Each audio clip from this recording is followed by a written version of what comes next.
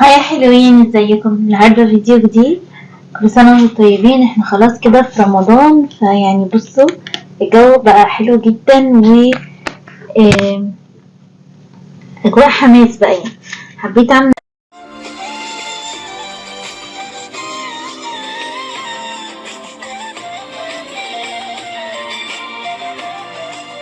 معاكم كده النهارده الفطار.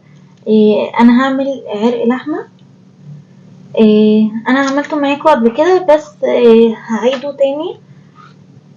طبعا ده من اكتر الحاجات لو في عزومات او كده بتحسوا ان هو بيطلع حلو قوي وبيكون شيك على السفرة. وبصوا فعلا بيبقى حلو، بيكون يعني حلو قوي على السفرة. انا عملته قبل كده وكنت عامله له صوص يتقدم معاه، وكنا عاملينه مع رز. المرة دي انا عايزة اعمله مع مكرونة. ف هعمله يبقى ناشف. يعني اهم حاجة الاول هو انا الجزار كان مربطهولي كده، ف مش هفكه. يعني انا يدوب بس شطفته، وبحب انشفه كويس قوي قبل ما اشتغل فيه، بحيث ان مفيش حاجه تخف التوابل بتاعته او يكون فيه ميه كتير. يعني انا هستخدم له هنا عندي راسين توم مقشراهم ومنضفاهم كويس، ولو التومه كبيره قوي بقطعها 2 يعني. وعندي هنا البهارات بقى اللي انا هستخدمها ليه. دي جوز الطيب، بهارات لحمه، قرفه وملح وفلفل. انا مبحبش احط حاجات اكتر، بحس ان دول بيبقوا كفايه جدا لو نسبهم مظبوطه للعرق يعني، فبتطلع الطعم حلو قوي. انا غسلته ونشفته واتربط. هبدأ بقى الاول اميكس كده التوابل دي مع بعض، بحيث ان انا اقدر اخد منهم على العرق وعلى التوم كمان، عشان التوم يكون متنكه ويدخل لجوه العرق معايا. هميكس بس دول كويس.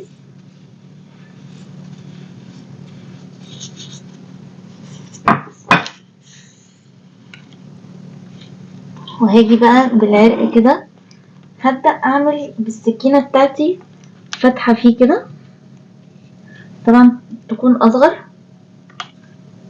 هعمل فيه فتحة كده وهرش شوية من البهارات اللي عندي على الثوم، بحيث ان الثوم يكون فيه من النكهة ومن التتبيل. طبعا هي بس السكينة بتاعتي عشان جديدة وحامية، يعني فتحت جامد. نفتح فتحة تانية صغيرة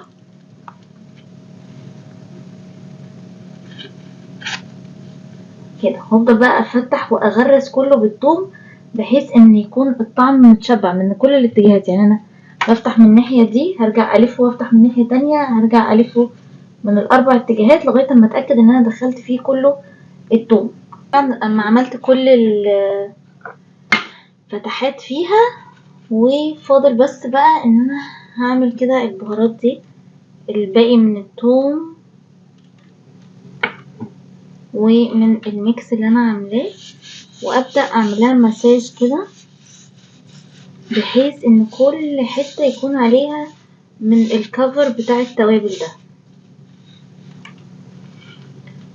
برش كده واقلب، واعمل بقى فقرة كده ندلعها، نعملها مساج كتير، بحيث ان العرق يشرب طعم وتمليح وكل حاجة. طبعا والفتحات اللي فيها هتساعد ان التتبيل يدخل، فهيبقى طعمه حلو جدا. انا بس بقى دلوقتي هخلصه وهشوحه، بس عشان طبعا صوت التشويح ده بيبقى عالي قوي، فهشوحه بس في 4 معالق زيت كده مثلا او حاجة، يكون نوعه حلو بس نظيف عشان يدي طعم حلو. اللي عايز يحط سمنة يحط زبدة، اوكي. فانا هشوحه وهوريكم بعد كده هكمل تسويته ازاي. هنا بعد ما شوحته خلاص، هبدأ بقى احط كده راس توم كاملة. انا بس قسمتها 2 عشان دي بقى تسوية الفرن اللي هعملها. بحط كده ورق لورا. انا بحس ان ان هو بيشيل طبعا اي زفارة، بيشيل اي حاجة وحشة. عايزين بقى تحطوا فلفل اسود حبوب، عايزين تحطوا اي منكهات، روزماري، زعتر، زي ما انتوا بتحبوا. وطبعا انا مسخنه الفرن ومسخنه برضو غليت ميه في الكتل. بسم الله الرحمن الرحيم. هنزلها كده عليه، يعني حاجه بسيطه متبقاش جايبه نص العرق، يعني اقل من نص.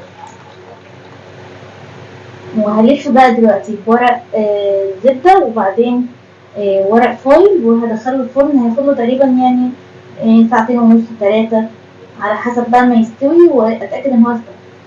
هنا طلعت حاجات عشان اعمل لازانيا، فانا بقلب كده في المطبخ لقيت عندي خلطة البشاميل دي، فقلت هستخدمهم. ودي لحمة مفرومة من اللي احنا عاملينها في التفريزات، وصلصة وجبنة موتزاريلا، ونوع كويس من اللازانيا انا بحب بتاع دوبيلا ده، ومش بيحتاج يتسلق، فبيكون الموضوع سهل قوي. ده من الانواع الحلوة، لو انتوا بس يعني عايزين تشوفوه قريب. فهي بسيطة جدا. هعمل البشاميل ده بالطريقة المكتوبة وراه، اللي هو بيتحط له كوباية سوري لتر لبن، وعلى النار كده يعني. وطبعا اللي مش عنده نقدر نعمل بشاميل عادي. وهعمل الطماطم وهعمل العصاج، هعمله صوص صلصة، بس يكون فيها مية كتير. يعني هشوح تاني العصاج كده، احط له الصلصة وهزوده كوباية مية، واسيبه يغلي بس غلوة واحدة، وهطفي عليه لان انا محتاجة البشاميل يكون خفيف، ومحتاجة صلصة الطماطم تكون خفيفة، علشان ده اللي هيسوي اللازانيا عندي. هعمل بس البشاميل والطماطم بتاعت سوري واللحمة المفرومة بالصلصة، وارجع بس عشان ما اطولش عليكم قوي بقى الوقت. احنا عملنا الحاجات دي كتير قوي مع بعض، فهوريكم بس كده هنطبقها ازاي، وبقية الاكل الفطار النهاردة هنعمل فيه ايه. كده البشاميل عندي خلص، شايفين قوامه خفيف علشان يسوي اللازانيا عندي. وهنا حمصت اللحمة مع صوص الطماطم. طبعا عاملة كمية قليلة علشان انا عاملة بايركس قليل صغير يعني. هحط بقى عليها شوية مية واسيبها بس تغلي، يعني كوباية مية واحدة. عندي هنا اللحمة خلاص غليت، وحطيت لها نص معلقة صغيرة سكر وكل حاجة. انا محتاجة كل الصوص اللي فيها ده مش عايزاه يتبخر. بس هطفي عليها، وهبدأ ادهن بس تحت البايركس عندي بزبدة.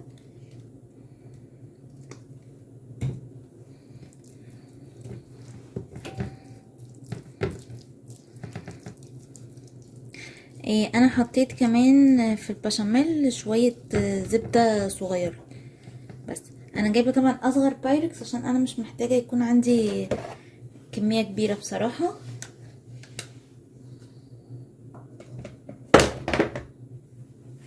وهبدأ بقى احط وحدات اللازانيا. هحط كده الاول سوري، هحط تحت الاول شوية من البشاميل. انا عاملاه يعني قوامه بالنسبة لي مظبوط. شوية كده من صوص البشاميل تحت. كل الحاجات السايلة دي هتطري اللازانيا، ما تخافوش. احط كده هو البايركس ده شوية عشان مكرفن بس. والحتت الصغيرة دي ممكن احطها هنا عادي جدا. حطيت اول طبقة، هحط شوية صغيرين تاني من البشاميل. وانا بس ممكن اجيب واحدة عشان ما يكونش فيه فراغات كبيرة، اخد منها بس قطعة كده اكمل بيها المكان الفاضي، واخليها اكمل بيها في كله.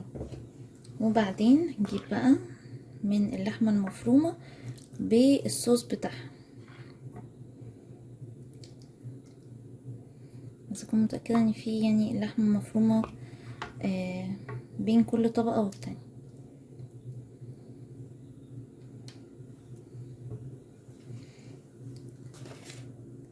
هرجع تاني احط من اللازانيا، اكسر كده الطرف الصغير ده عشان تدخل كويس.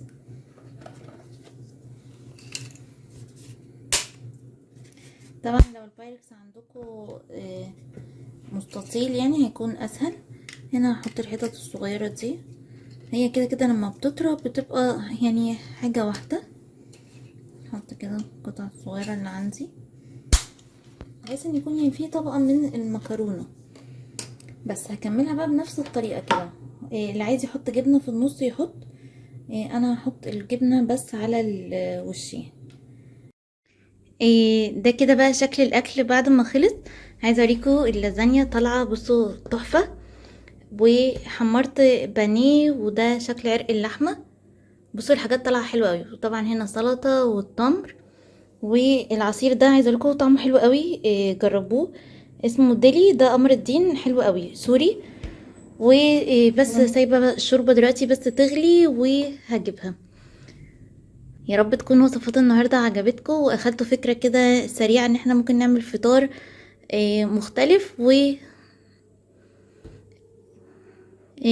يعني يكون افكار كده للفطار بنشاركها مع بعض. اشوفكم على خير في فيديو جديد. باي باي.